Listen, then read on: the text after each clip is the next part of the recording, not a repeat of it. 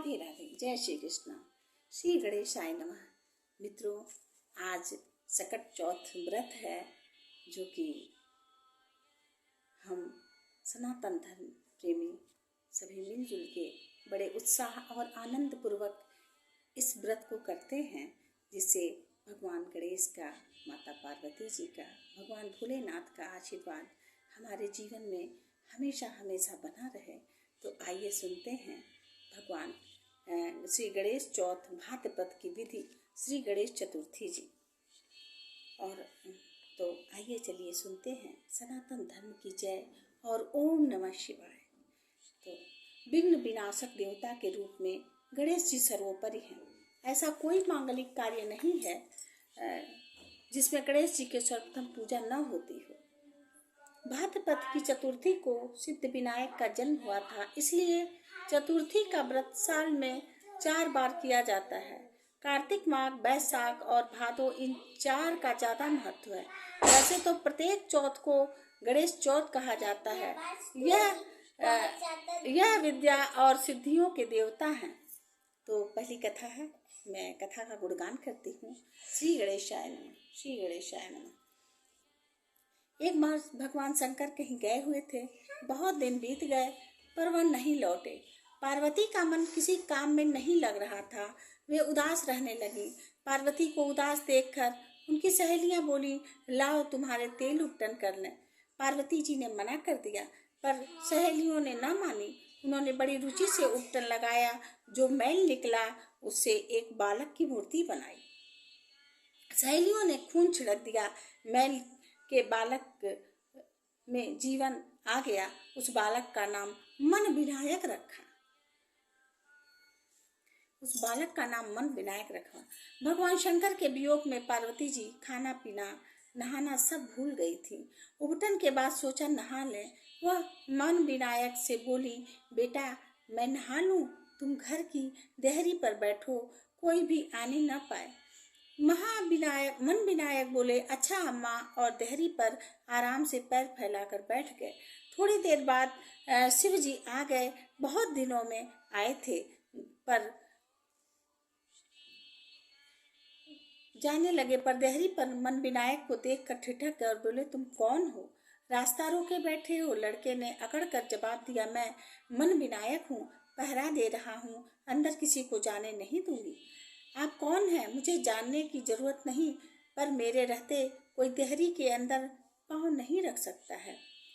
शिव जी ने उसको समझाया, फुसलाया, धमकाया, पर बालक टस से मस न हुआ। तब क्रोध में आकर शिव जी ने उसका सिर धड़ से अलग कर दिया, पातालपुरी में फेंक दिया। जब अंदर घुस गए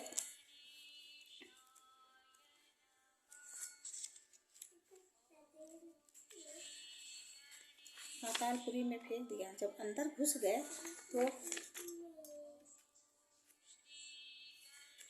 पार्वती नहा रही थी। शिव जी को देखकर बहुत ही खुश हो गई। माता पार्वती घबराकर बोली, क्या आपको कोई बाहर मिला नहीं? तो किसी ने रोका नहीं? शिव जी बोले, हाँ मिला था। मैंने उसे बहुत समझाया, पर वह एक न माना। मैंने उसका सिर काट कर पातालपुरी में फेंक दिया। इतना सुनते ही पार्वती जी का सिर गुस्से से लाल हो गया। शिव जी पार्वती के कठोर रूप को देखकर सहम गए।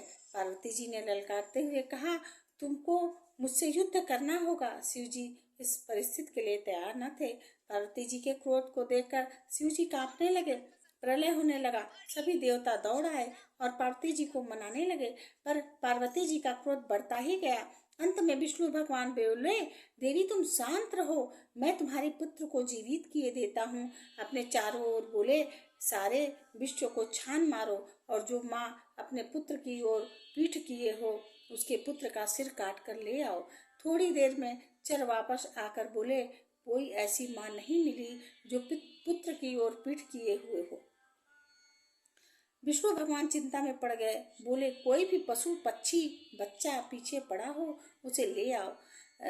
चल दिए। इस बार उसको सफलता मिल गई। एक हथनी के बच्चा हुआ था, वह एक और खड़ी थी और उसका बच्चा दूसरी ओर पड़ा था। चोरों ने बच्चे का सिर काट लिया और विष्णु भगवान की सेवा में ले आए।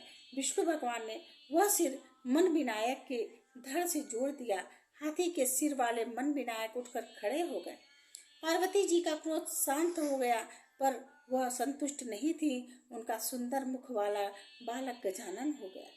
पर अब वो ही क्या सकता था। विष्णु जी ने पार्वती को समझाया, देवी क्रोध त्याग दो, तुम्हारा पुत्र बड़ा तेजस्वी होगा। विघ्न विनायक के रूप में मृत्युलोक में इसकी पूजा होगी।